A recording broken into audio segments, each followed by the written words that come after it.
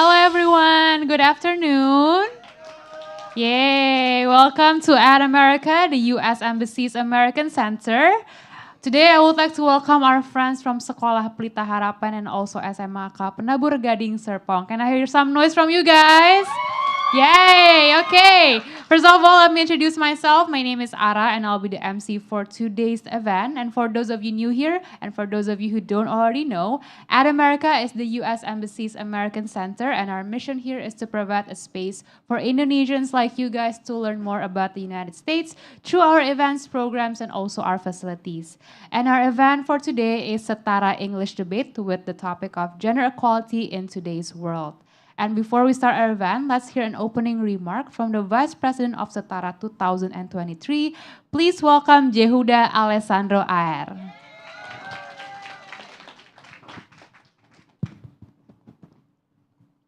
Good afternoon, everyone. Greetings to the committee of At America. teachers of SMN 70 Jakarta, Miss Desi and also Mr. Valen, the honorable adjudicators, the debating teams, and also the audience who have happily chosen to spend their time attending the final round of SETARA 2023's English debate competition. Firstly, allow me to introduce myself. I am Jeuda Sendroair as the Vice President of SETARA 2023. Every year, SMN 70 Jakarta holds an annual event which is called SETARA. Peace begins with us. It's the tagline we have chosen for this year's SETARA theme.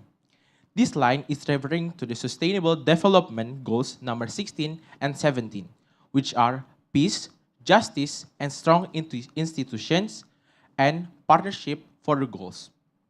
Now, we are all assembled here to witness and participate in the grand finale of SETARA 2023's English debate competition. To the debaters here, please bring out your best argument about the motion related to SETARA's theme. Solve the problem given and inspire others to always think and contemplate about how we could create a better world for everyone witnessing your debate today. By doing so, you won't be called debaters anymore, but you'll be called peacemakers. As peacemakers in this debate, you will be inspiring others to make change and give out your arguments for a more peaceful and just world by proving how students could partner up for a unified goal. To the peacemakers here, I wish you luck on your debate, and I hope the audience who could witness one inspiring debate for change. Before I close my opening remarks, I would like to apologize for any words that may offend any parties. I'm Jehuda, representing the SETARA 2023 committee, and that's all for me. Thank you for your attention, and remember, peace begins with us. All right, thank you so much, Yehuda, for the opening remark. So, are you guys ready for today's English debate? Ready? All right, now without further ado, let's welcome our chief adjudicator for today. She is the champion of the 25th Indonesia Varsity English Debate. Please give a warm welcome for Kezia Asensio Widayat.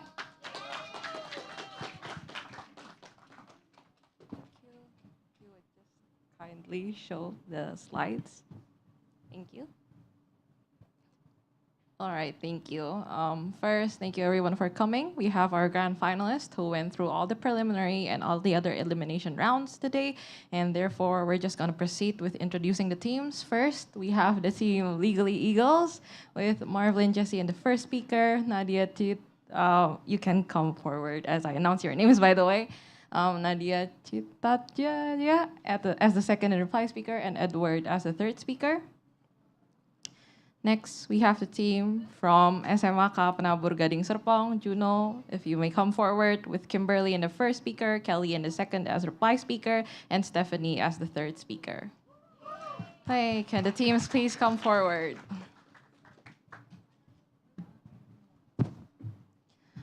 All right. Next, we'll be introducing the judges helping us today to decide the champions. First, we have Jones Anderson from Universitas Indonesia debating. He was the ESL semifinalist of Australs in 2023 and Uhuru Worlds 2021. He was a champion and fifth best speaker of NSDC, Purpose UPH Debate 2021, and other national competitions. And as for adjudicating, he was the best N1 adjudicator of AEO and the ACOR of Trisakti School of Management 2023, and other achievements. That's our chair adjudicator. Other adjudicators, we also have Kent Samuel Purwanto from Atmajaya Catholic University of Indonesia debating. He was the co-second runner-up of IFED 2023 and the breaking judge of HBP 2021, PDO 2021, and also OE 2023. Third and final judge for the grand finals, Rizky Ananda from Universitas Indonesia, debating. He was the open runner-up of UTM Asian Parliamentary International 2023 and also the CAP member of ALSA Ecomp UI 2023, heard just earlier this year. So now we're going to be announcing the motions. This is a context site for the second motion. It reads that positive masculinity is a set of narratives and behaviors to help men learn healthy and respectful behaviors, such as real men respect women, real men are accountable, or real men don't make women cry, etc. Moving forward then, we're going to be announcing the motions. This was a prepared motion, so the teams have case built around this. First motion reads, this House believes that feminists in developing countries should always support and endorse female politicians regardless of their policies and values. Second motion reads, as the feminist movement, this House would endorse positive masculinity as opposed to dismantling masculinity in general. Third motion reads, this House regrets the glorification of women's resilience. Since the teams have already known what the motions would be, we're going to be doing a quick motion preference, coming from the government team first. Yep. Oh, government's usually on the left, opposition's on the right.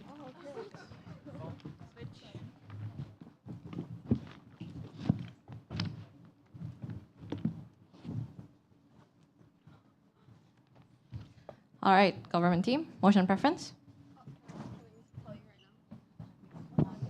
1, 3. Okay, government team bans the second motion.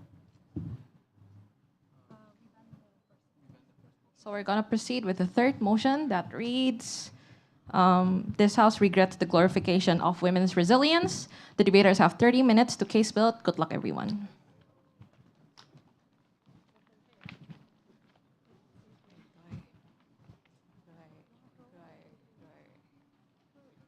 All right, thank you.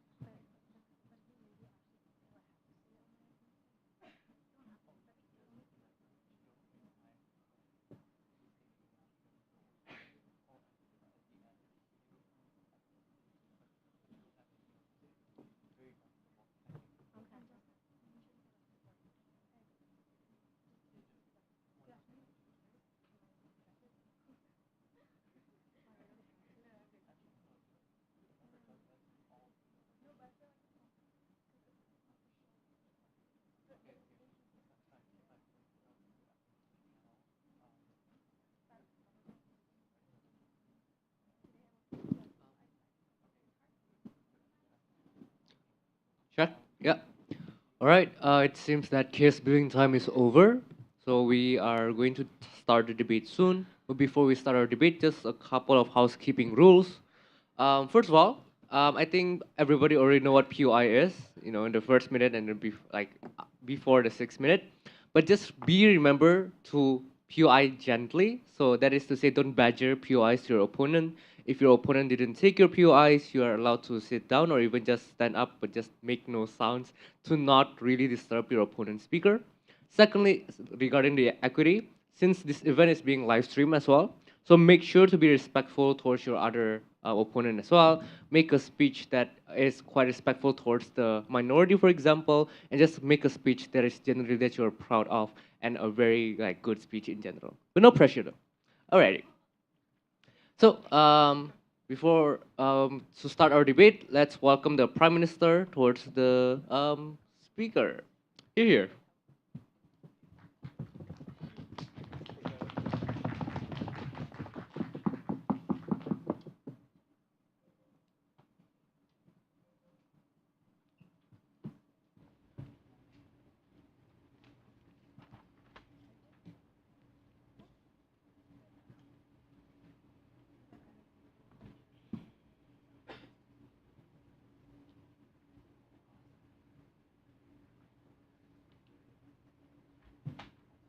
Right. Good morning, good evening to all.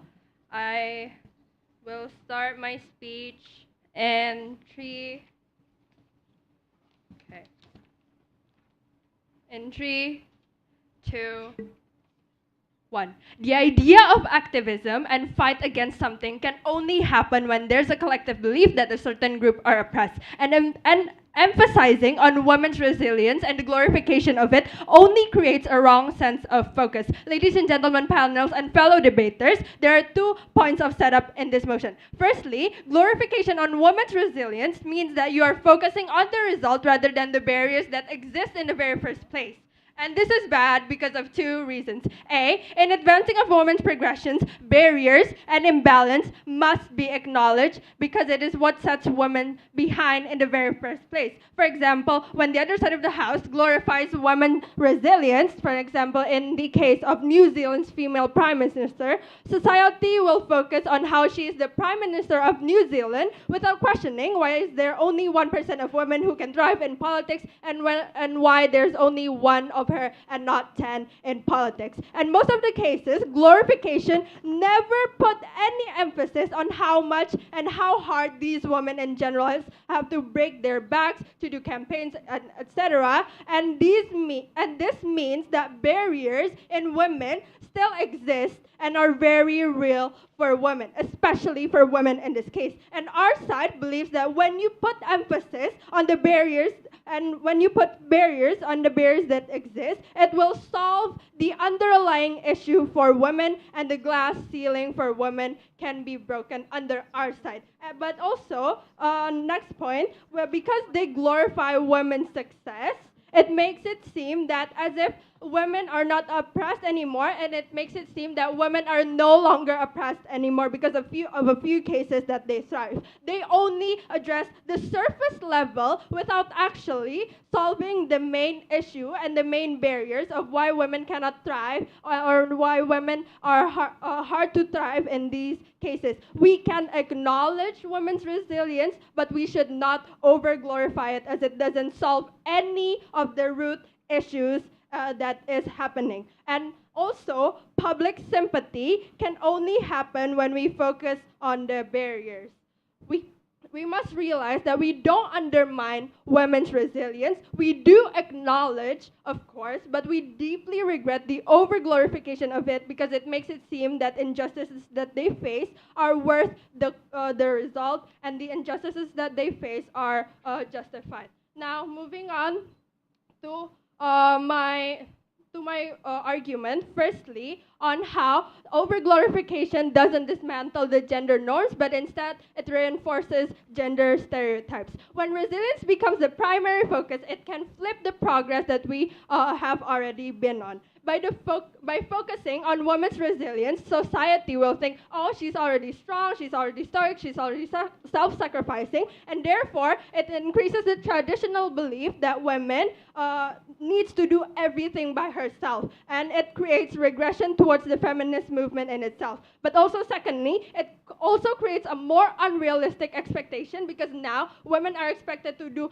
everything. They are expected to do house chores, and they are also expected to thrive in their careers as well. And therefore, it creates more burden to women because the expectations are becoming higher than before. Now, moving on to my second argument on how collaboration between men and women is the better solution to dismantle rigid social norms and advance feminism, and how glorification will only cause an antipathy towards women in general. There are a few layers in this case. First layer, if we only glorify women, men will feel even more less inclined to help women because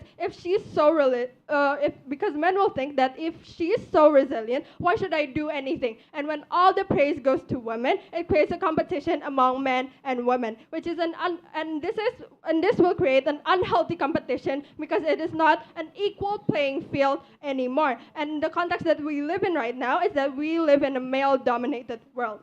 Now, secondly, it will cause an antipathy because when women get all the praise and men don't, men will consider women as a competition, and it hinders the progress of feminism, and now men will feel even less sympathetic towards women. And women will feel, and if women are so resilient, they can do their own thing, and I as a man will never do anything to help these strong and independent women. Now, they consider that these women as their competition. And what will happen next panels is when we put this into context in a male-dominated world where all the legislatives are dominated by men and men creates an antipathy towards women, more policies will favor women and will not and these policies will not be passed whatsoever. So what will happen is that these policies will only favor men, and now women's rights are regressing even more because no policy will be passed.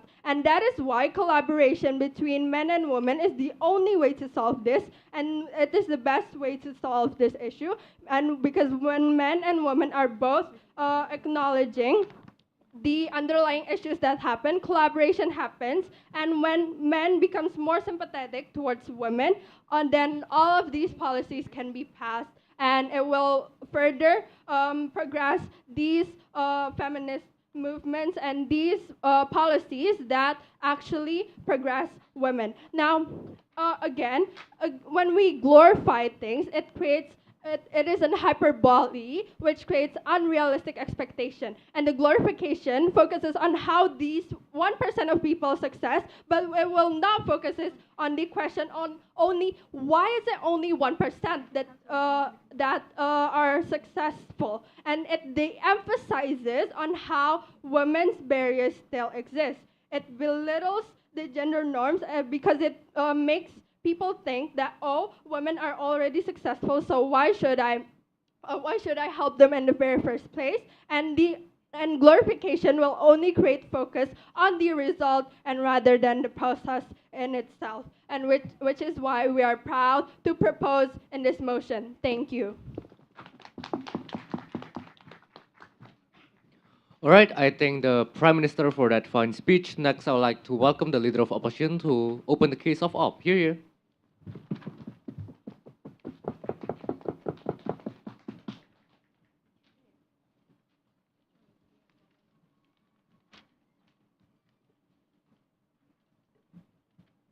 Good afternoon. Hello. Good afternoon, Panan, side government, and all of the audience who are here. I will be beginning my speech in 3, 2, 1. Now imagine when you have achieved something big and remarkable and you heard people talking behind your back in the bathroom saying, oh, she only probably won simply because she's pretty. Oh, she won simply because her dad is like the biggest sponsor of this award or this particular event. But the reality is, little did they know how much sweat and effort and countless of sleeping nights that you have sacrificed solely for this award. our side of the house supports the glorification of women's resilience because we believe that women deserve to be heard and appreciated, not being backlashed and dissed for the achievements that they, as well as the dedications that they actually deserve. Now, before moving on to my arguments, let me shoot out a couple of rebuttals towards the government side. So notice that the government side has completely failed and completely misunderstands the very concept of the glorification of women's resilience itself. And the side government, notice that side government has completely fails to differentiate between the highlighting of women's success versus women's resilience. So let me give you sort of like a picturization of the whole of these two differences. So the glorification of women's success only glorifies women when they're at the peaks of their achievements, when they have won that particular award, when they have reached to become like one of the richest figure in the whole entire world. Whereas women's resilience, we are highlighting the tough and especially like. So the government side of the house has already mentioned something like about the New Zealand's prime minister, who is exposed to be incredibly tough, incredibly superior and all that. But then notice that yes, she is tough, but she is tough and capable despite all of the challenges that she has to face. Meaning that glorification of women's resilience does not only highlight their success or peaks of achievements, but it showcases and it emphasizes how she is strong, accept all the obstacles,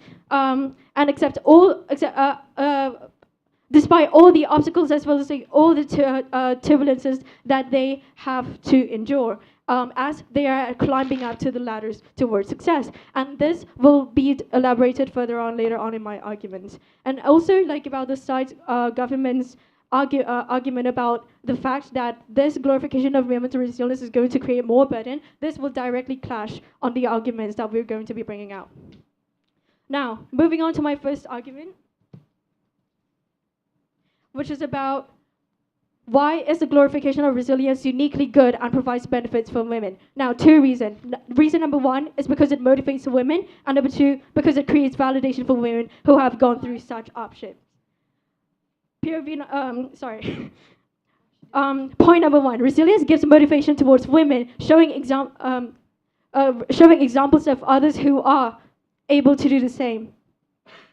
Now, look at Serena Williams, who became one of the most successful athletes in the world, breaking the stereotype that women are not as tough or strong as men on the court. Look at Oprah Winfrey, who became a self-made billionaire, showing women that it is possible to be financially independent. Thus, from these examples, and the reason why these incredible women have become such inspirations to the women literally at the whole parts of the world, is because their resilience, their determination, and their hardships are aired, they're exposed in the TVs, in the media, because their resilience are glorified. Thus, there is a higher likelihood on our side of the house that women will not compare, but instead they will feel just more inspired by these peoples and these examples of women who are resilient, emotionally and financially independent. In some cases, these inspirations will eventually also lead these women to act in the same way. And hence, on our side of the house, we offer women who are emotionally and financially independent and resilient due to the proliferation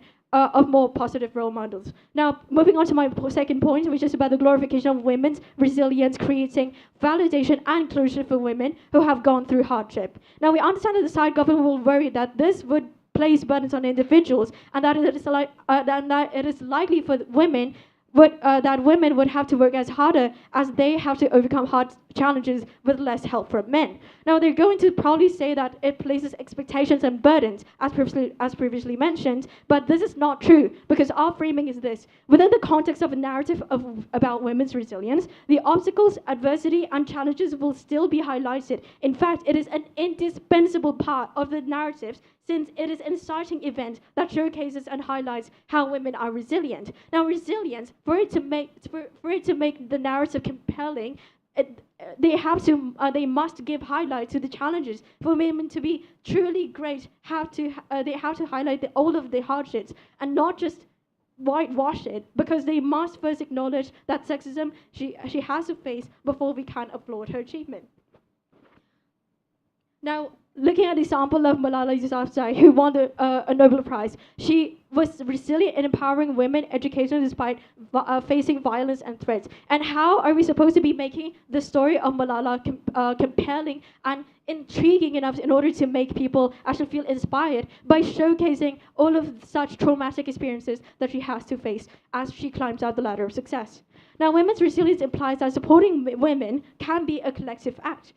Usually, in these women's resilience narratives, it is never entirely individualistic. The woman has a community of people supporting her. For example, like Malala just now, and her father, Serena Williams, and her family. Now, this gives women a push to help each other out, resulting to the rise in organizations of helping hands. For example, like women-only organizations to help victims of domestic abuse, organizations to help other women with birth, labor, parenting, preparations of motherhood, etc., as well as the feminist organizations which are more than ready to help women who struggle, therapy, psychologists, counselors, and other communities. In fact, these will proliferate with the glorification of resilience of women's narrative as obstacles are emphasized. And thus, even if there are some women who are unable to withstand that assumed societal pressure of being resilient, other people are still there to help. Now, why is validation and support for women to be vulnerable better on our side of the house? 2 reasons. Reason number 1, our side of the house believes that the glorification of women's resilience instead creates validation for women to overcome hardship. It simply tells the women in the world, you're not alone in this, and that the fact that we're actually in this together, since women's hardship is never going to be the same as men. Now, reason number 2, gives women a sense of closure towards these hardships they have to face, which will otherwise not be addressed on the other side of the house. This allows women to move past the issues they have faced and continue to develop and grow as people. It empowers them to overcome the lingering effect of these challenges, which could impact their emotional and mental well-being if closure is not provided. Without the glorification of women's resilience, what we will get is a glorification of men's resilience, and thus this is because we need an extra push of glorification, exaggeration of what women can do in order to counterbalance the decades-long historically embedded belief that men are superior. So proud to oppose. All right, thank you very much for that speech as well. Just a gentle reminder for everyone. Remember that maximum speech is 7 minutes and 20 seconds, and it will be, it will be pointed out by the liaison officer as well with a clap. So take that into account. Moving forward, I'd like to welcome the Deputy Prime Minister to respond to the case of op. Here.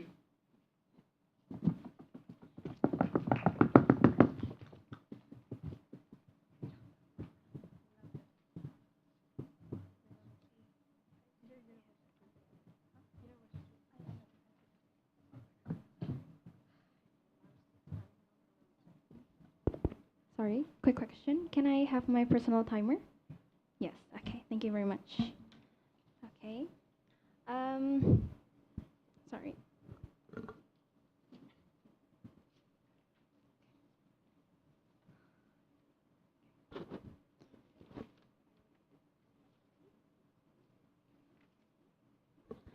Okay, I will start my speech in 3, 2, 1. Good evening, panels, judges, fellow debaters. Today, we hereby to debate the motion of this House to regret the glorification of women's resilience itself. First of all, I want to address that the opposition side have not understand the idea of glorification of women's resilience that have been proposed to on our side. First of all, let me clearly highlight what our definition are. First of all, the glorification of women's resilience are the glorification that creates the focus on the result rather than the process itself. Before that, moving on to my rebuttals. First of all, on their side of the house, they are saying that resilience give a motivation to these people in order for them to inspire and go even more. No, panels, as we can see, because these women, because they are being glorified as what the resilience are, they're becoming not relatable in this case, because what they are showing is only the good part of it, even if there are bad parts too, but it will be outshined by the good parts or by the resilience that they've been glorified before. For example, I'm a high school student and I see someone in a self-made billionaire, and what you can see is that I'm not relatable with this one. I said like, oh, she has these privilege that she have, and therefore I will be like her because she at the very first place already have these privilege thing. But in fact, the behind of this, which are not being addressed by the opposition side, is that these self-made billionaires women are been such a terrible hardship, discrimination, what happened, and it's not been addressed by the opposition side because the opposition side has just only glorified the result, which is the self-made billionaire only, without seeing through how she is going through the hardship.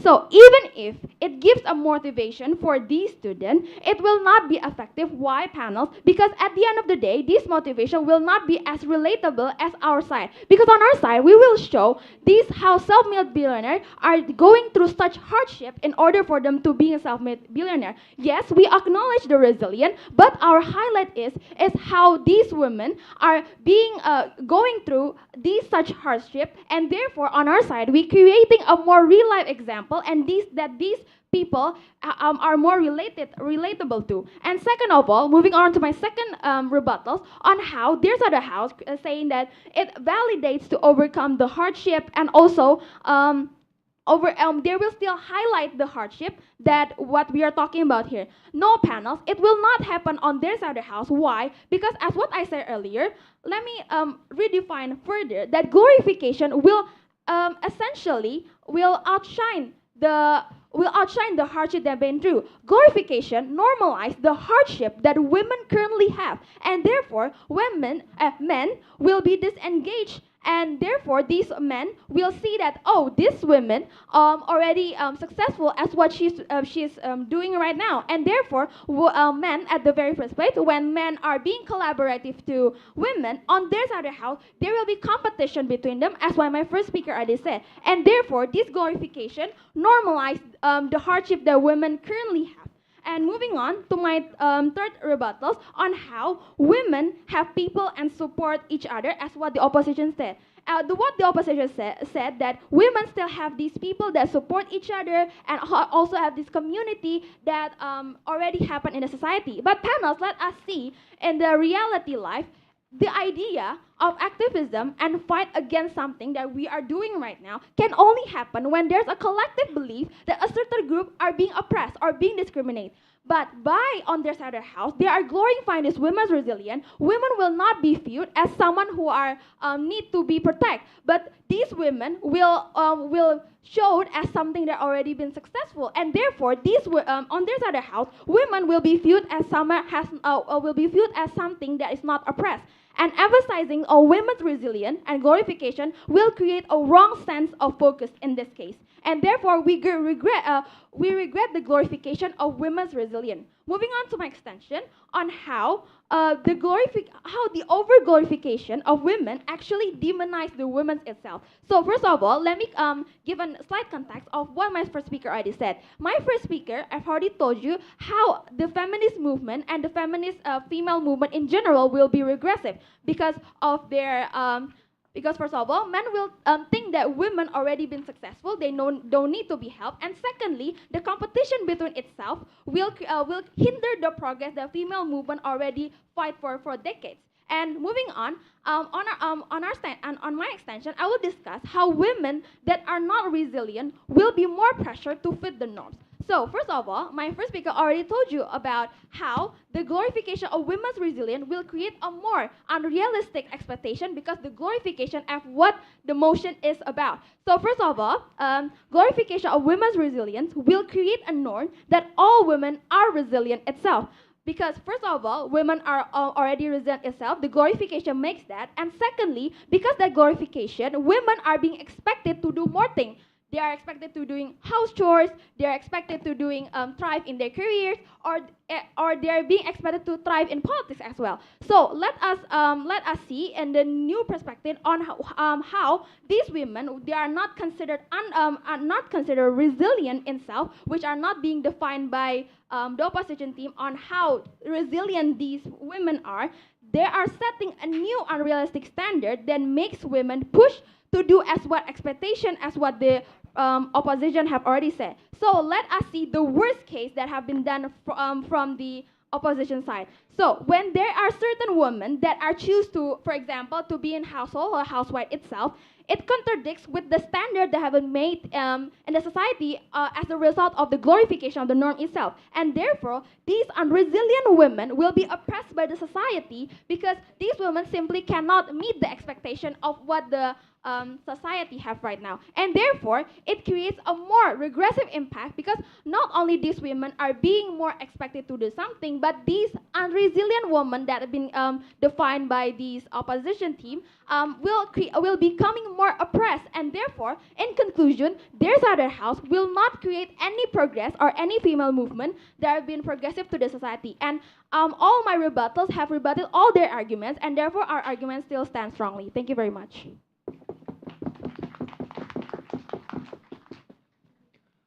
I thank the Deputy Prime Minister for that speech. Now I'd like to welcome the Deputy Leader of Opposition to respond to the case of golf. Here.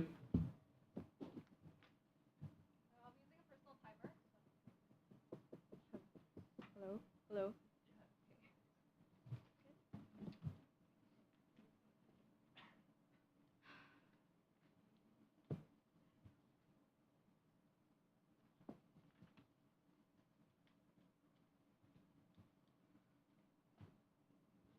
Am I audible?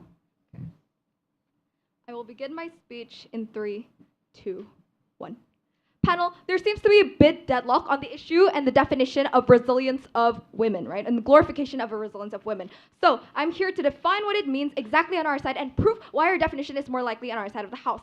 Firstly, we're talking about resilience, right? That is what we are glorifying in this case. What does resilient mean? Well, the word in itself means tough. It is a synonym of tough. But how do you know whether women are tough or not?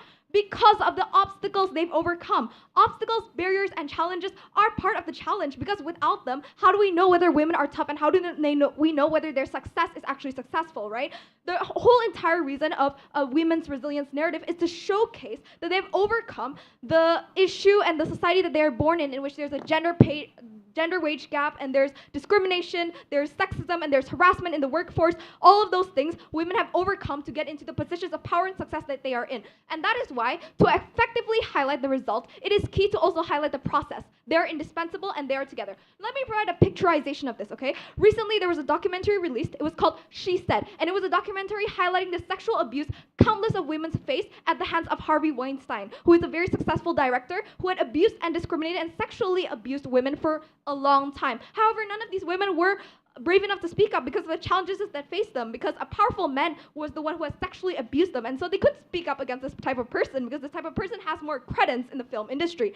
Since the film industry is male dominated, these women were in a culture where they were too afraid to speak up. However, with the creation of one reporter who was brave enough to go through all these women and talk to them and ask them their stories to share what really happened to them, these women were finally collectively brave enough to speak up once they knew that other women were speaking up. And so the narrative was that these women were resilient because in the spite of an industry giant, they were facing a male-biased industry, they were brave enough to speak up against it, and they were brave enough to risk their lives or risk their careers to actually talk against the men. No, thank you.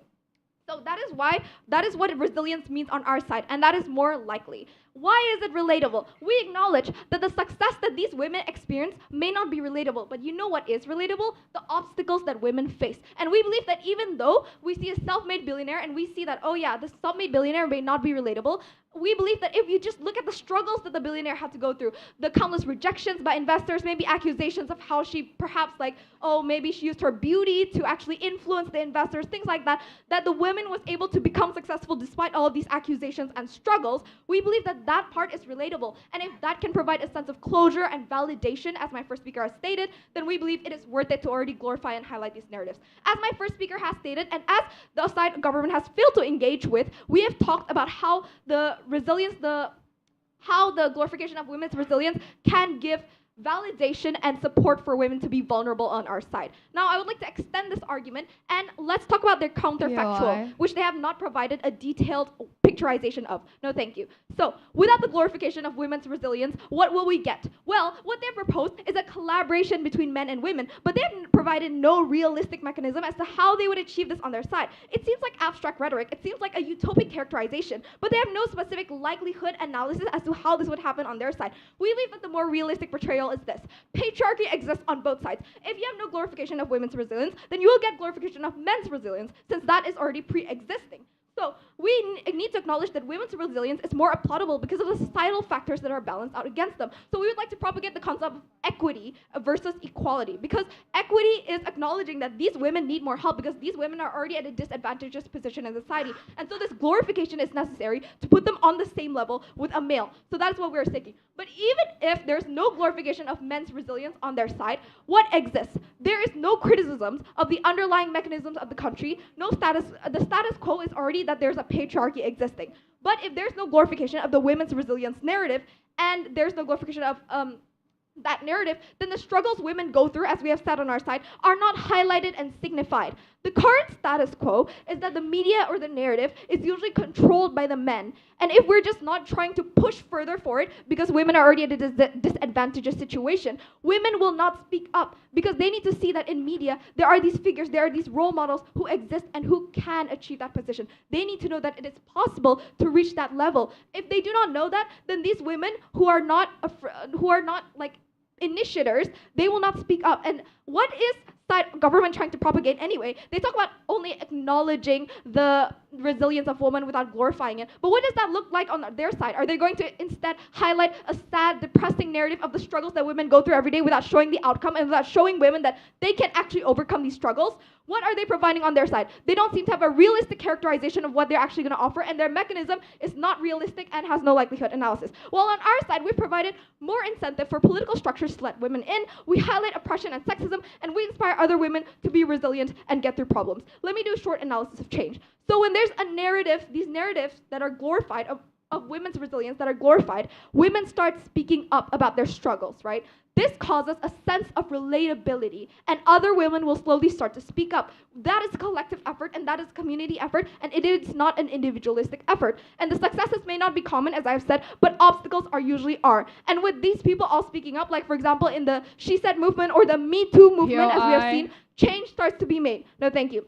And currently realize that because of narratives of women resilience, women have never been more empowered than before. And the thing is, they keep repeatedly saying that, oh, these women need to be seen as oppressed in order to be helped with. But then aren't they feeding into their narrative that men need to help women and that they need the help of women, they need the help of men? We need to realize that when men see women as competition, that is when inequality actually happens. Because when men see women as competition, they see women as, oh yes, this woman is capable enough to get the job that I want. This woman is capable enough to achieve the things that I want to achieve in life. And so I respect her as my equal, and I see her as a strong woman who can actually achieve all of these things.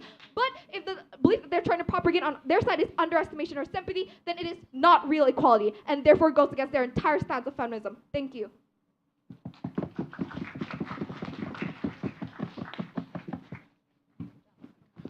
I thank the deputy leader of opposition for that speech. Now I'd like to welcome the government whip to respond to the case of UP. Here.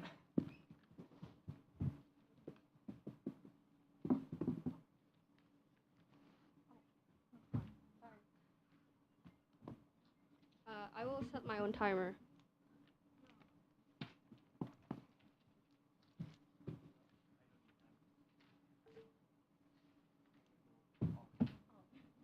Okay, ladies and gentlemen, panels, fellow debaters, I will start my speech in 3, 2, 1. Ladies and gentlemen, it is ridiculous that they simplify women's issues and try to solve complex issues by only simplifying women's resilience and glorifying their success without emphasis on the injustices that they face.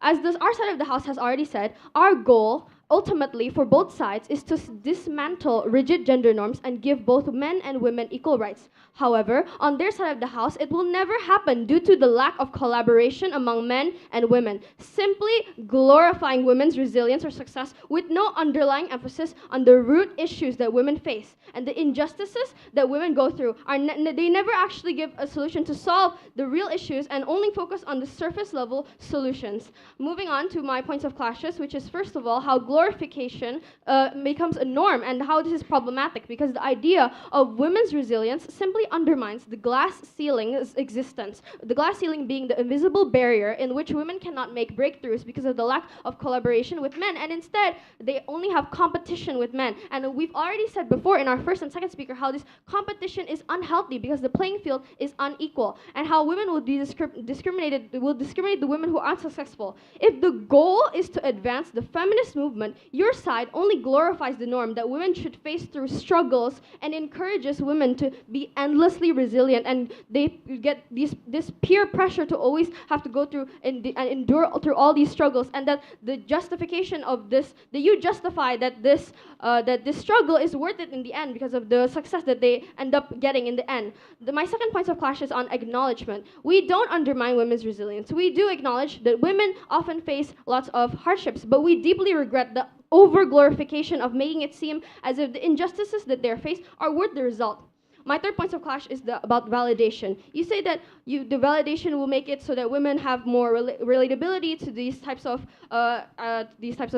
resilience that they face, but actually this is, as we've already said in our first and second speaker, unrealistic expectations will actually happen, and you say that this won't be likely. We have already rebutted that by saying that the likelihood of this happening is true because women have to live up to those unrealistic standards. And about our rebuttal from before that you did not accept, which is that panels, their choice of definition is clearly flawed, because when they are defining resilience as tough, this means that they normalize the hardships that women go through. And this is bad in our case because of the base of our argument, as we've already said, that glorification normalizes the hardships that women currently have, and the men are now incentivized to disengage, and women are designed to endure pain, not men. And women are told that they have to work, and they have to work harder, 10 times harder than men.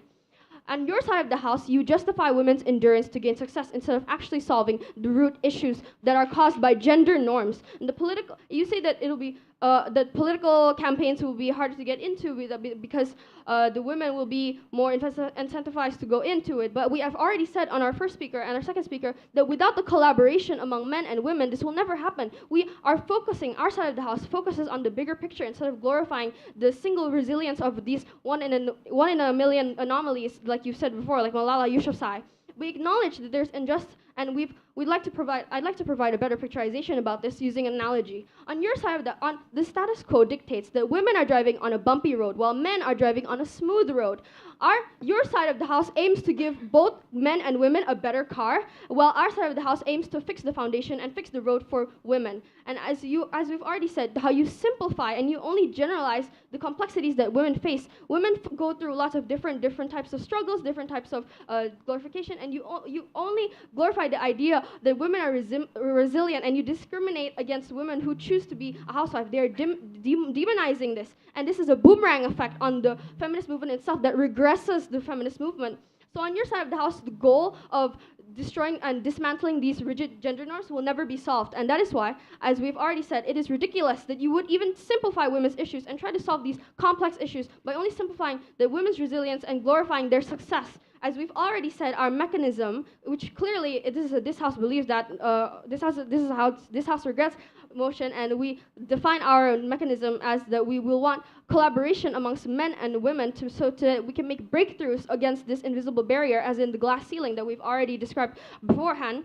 And that glorification creates a norm that women do not deserve to be protected because they're resilient enough to persevere through these hardships. And while we do not undermine this capability for women to be strong, the overemphasis on the resilience will only lead to an unwanted pressure that women should never be helped because they're already independent anyway.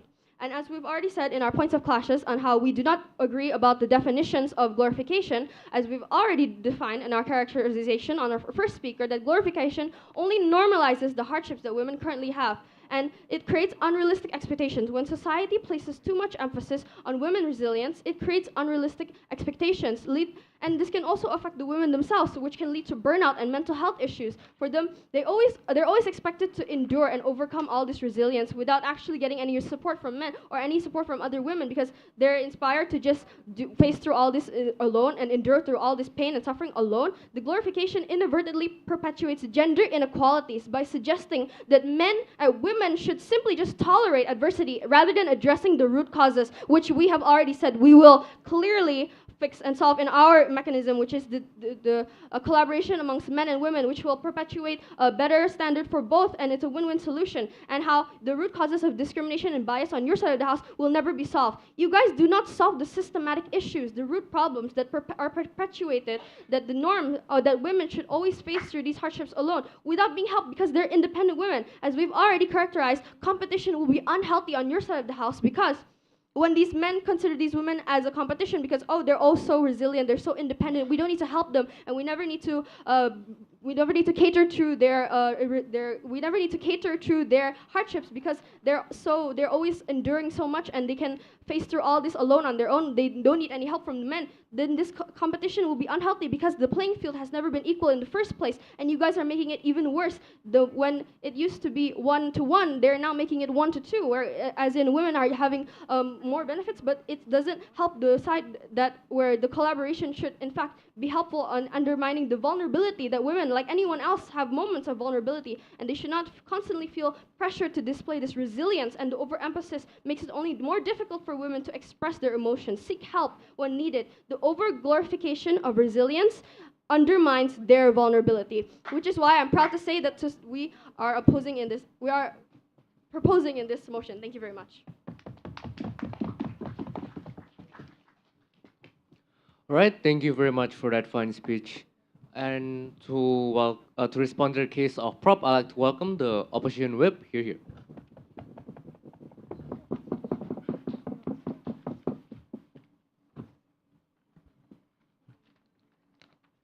Good afternoon, panel. Good afternoon, government. I'll be starting my speech in 3, 2, 1. In a world where the spotlight on women's resilience shines brightly, a transformative narrative emerges, one that empowers, inspires, and validates. Today, we delve into why the glorification of women's resilience isn't just a call for applause. It's a beacon of motivation and a pathway to greater well-being. But beyond motivation, it is also the key to unlocking a balanced narrative that doesn't just glorify men's resilience, but elevates women, highlighting their unique struggles and inspiring change. Panel, the two clashes that I would like to bring to this debate are: 1, which side of the house better protects the vulnerable actors, and 2, which side of the house brings more benefits. In the first clash, our side of the house stated that obstacles and challenges are essential components of narratives about women's resilience, highlighting how women overcome adversity. And we also said that emphasizing these challenges is crucial to avoid glossing over hardships and to acknowledge the sexism women face. Side government may argue that, it creates a perfect model that is unreasonable to set or achieve for the majority of women. This is not true, given the fact that we are highlighting the challenges, and it is not a perfect model given that we're highlighting the flaws and challenges that they have to go through and that they have to overcome. And even if we don't highlight these challenges or hardships perfectly, those expectations that government side is convinced of, such as taking care of house tasks and while still having a successful professional career, that still exists. This is inexclusive, given the fact that those expectations exist regardless of us glorifying women or not. And furthermore, our side of the house also argues that women's resilience often involves collective support, ensuring assistance for women who may struggle with societal pressures. It provides women with closure regarding past hardships, allowing them to grow and develop while addressing emotional and mental well-being concerns. The side government said that, this will only create a wrong sense of focus, only focusing on results. Our house emphasized that it is glorifying resilience, not result. There is a difference. There's a difference. It is about the journey, not only. No, it is about the journey and not only about the result. Notice, panel, that they introduced their parameter in their second speaker and yet failed to address the urgency of the motion. And furthermore, they said that, oh, we make it seem that our side of the house make it seem that they're not oppressed anymore.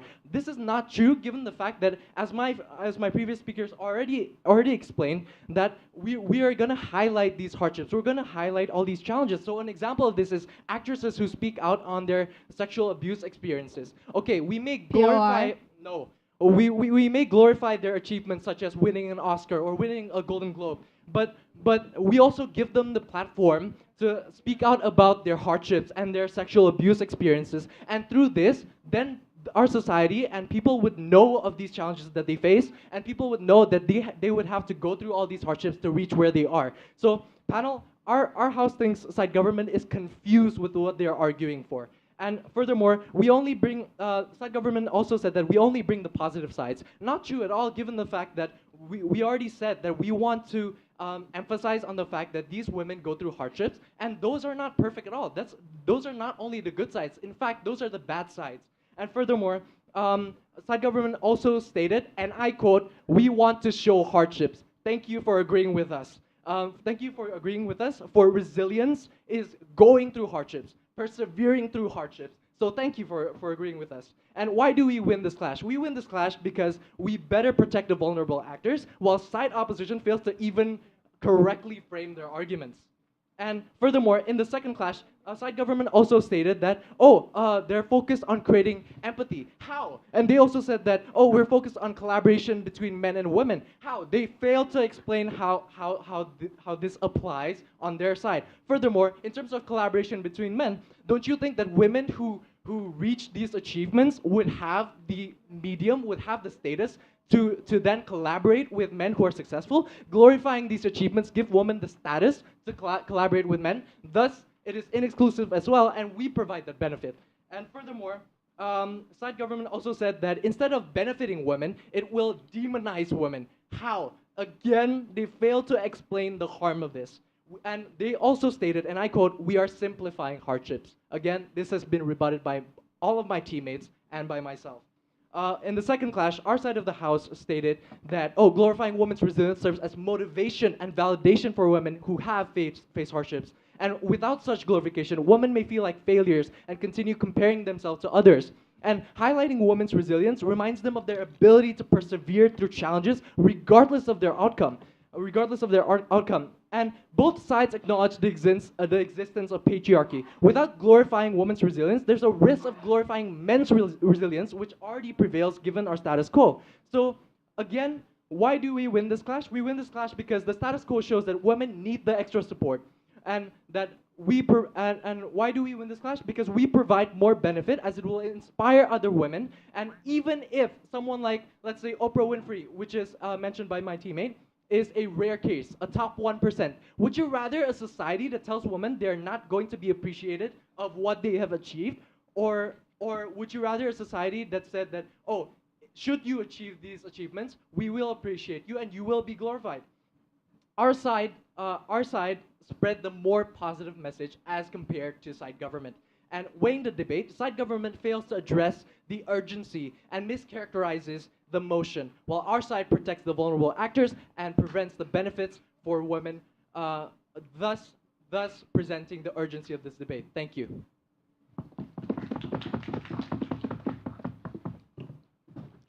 All right, thank you very much for that fine speech.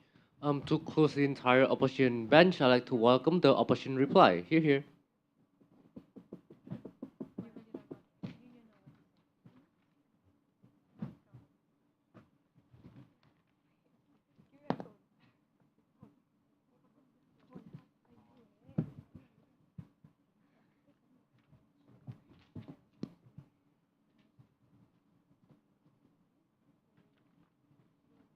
Am I audible?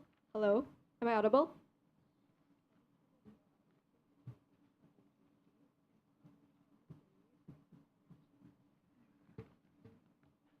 Panel, I will begin my speech in 3, 2, 1.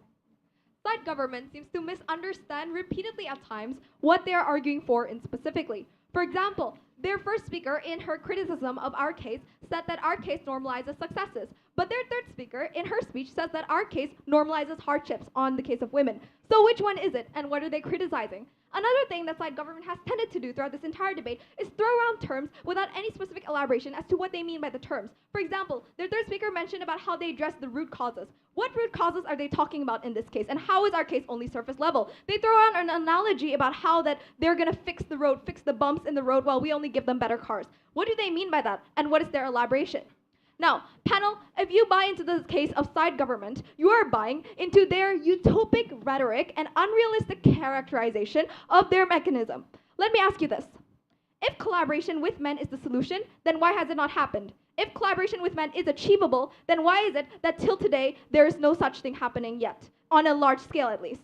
And finally, can we still not collaborate with men, even with the glorification of women's narratives going about? It is not mutually exclusive, and there is no real process analysis as to why, if we glorify women and their narratives and their capacities more, men will start to feel threatened. Those men who feel threatened at the success of women are probably just alpha males who aren't secure in themselves anyway, so why would we want their help, right? So now, let me begin into the entire clash of this debate. And let's check, panel, you should evaluate this debate by number one, the likelihood of their mechanism. As we have proved, how will they support women? They provide no actual mechanism as to how they support women besides saying a brief, oh, we're gonna have women and men collaborate. But as we have proved, it is not realistic and it is not as achievable as all that. Next, the next clash in this debate was the effects on women. They talk about how the effects of glorification of resilience will actually just lead to pressure on our side of the house, while on their the effects of glorification of women will only lead to pressure, while we believe that it will actually lead to inspiration for more women. Which one is more realistic and which one has higher likelihood? Well, when we're talking about inspiration of women, we have seen this actually happening in society with women empowerment movements such as the Me Too movement and the She Said documentary. As I have already mentioned in my second speaker's speech, there's an analysis for change because women's resilience narratives sheds light on issues, and as my third speaker has mentioned, women usually speak up as a community. It becomes a collective effort between millions and thousands of women who rally together to speak up of the common issues they face day to day. Well, let's talk about what they propose on their side, which is pressure, and that women will be expected to do more, that they will be expected to do chores and their career, etc. Well, is this realistic? Well, let's put yourself in the perspective of women. If you're a woman and you see a documentary about a woman becoming a billionaire and becoming successful, how do you feel like? Do you feel pressured? And do you feel like, oh, I wish I didn't see this because now I feel demotivated and now I feel like, oh, I'm not as capable as this woman and I just feel really insecure about myself? Is that usually what normal women would feel like? No, they would see this billionaire who has overcome so many challenges and go like, wow, I want to be her and I will work towards that. At least that's what a normal, or like what on our side is proposing, what a normal woman would react like if they actually see woman empowerment on a screen. They would also feel empowered, they would also feel motivated, and thus, in terms of effects on women, we propose a more realistic effect. Next, we need to talk about what they said in their first speaker and their mechanism that they have said. They said that we will not undermine women's resilience, we will just acknowledge it. But realize, panel, that with a realistic characterization of the patriarchy, you cannot do this and you cannot get the best of both worlds because it is almost impossible to just acknowledge and appreciate women's resilience without highlighting it because it will not get as much coverage. That is how the patriarchy works, and that is how males who operate the narratives work. That is the realisticness of today. And our side has repeatedly emphasized urgency. Our side has repeatedly emphasized the need to protect the vulnerable actors, that is women. The urgency in this case is that there's a patriarchy existing, and it is difficult to overcome that patriarchy, and that is why we need the glorification of women. Because it is like this. Two people are standing trying to look over a fence. One is taller and one is shorter. Are we going to give them the same height of boxes, or are we going to give the shorter person a taller box to look over the fence? The shorter person in this case is women, and the taller box is the glorification that we are giving to them. And that is why we propagate equity. Thank you.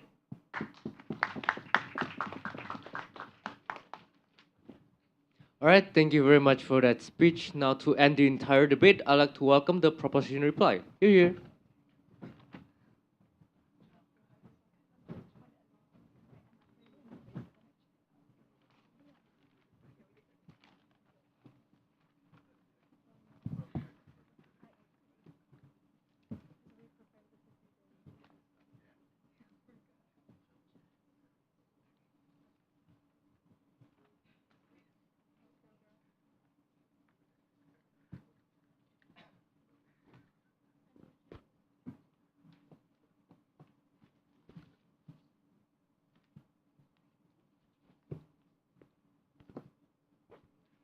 I will start my reply speech in 3, 2, One. First of all, panels, let us today highlight it. First of all, our motion today is this how regret the glorification of women's resilience. While on our side, we believe that the glorification that itself had is the glorification of the result of it without having the hardship that been acknowledged to. Even though we have already rebut their side by saying that the glorification that even if the glorification of what their definition is about acknowledging this hardship and any other things, but we're already saying that the glorification will only simplify the fact that these women are being successful, and therefore with the glorification that they have in mind, they are going to making these people are being more resilient and even success without really acknowledging the hardship that they've been through at the end of the day. So first of all, let us talk about the stances that we have right now.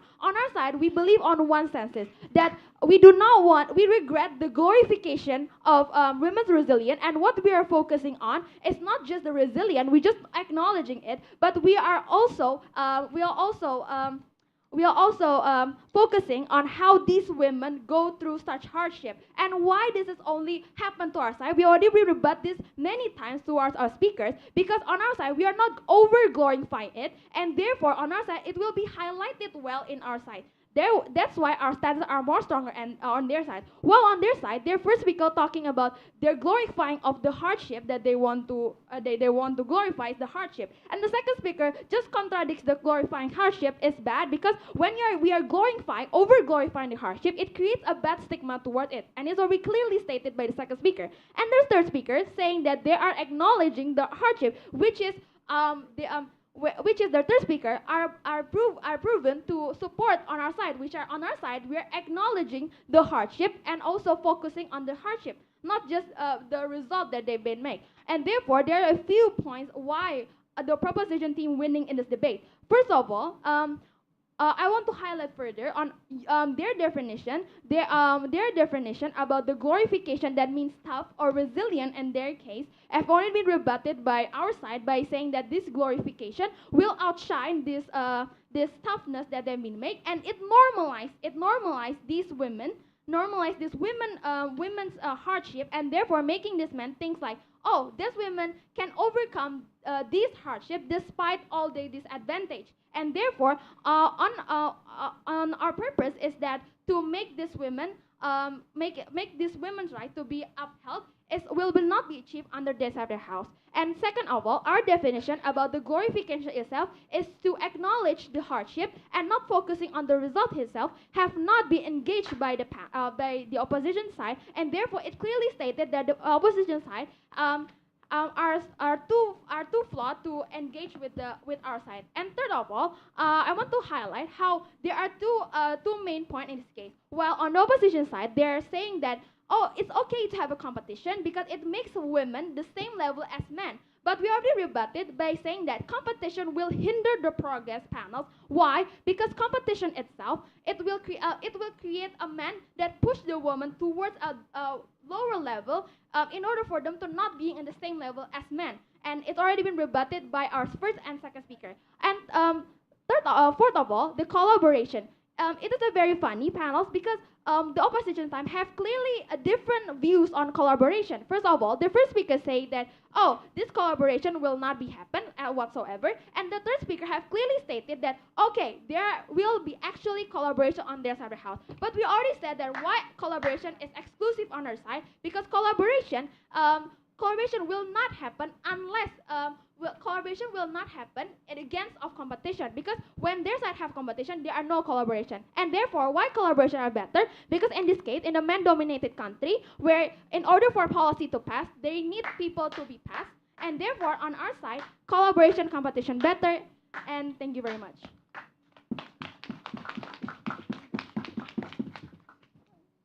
All right, thank you everyone. Thank you everyone for that speech, and that marks the end of the debate and the grand final of SETARA 2023.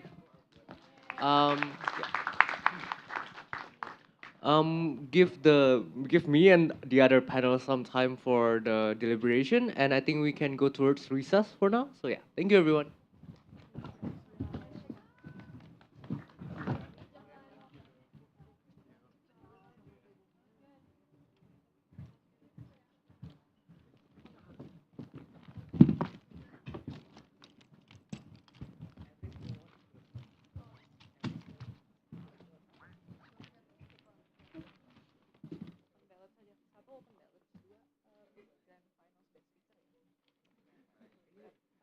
samain ya.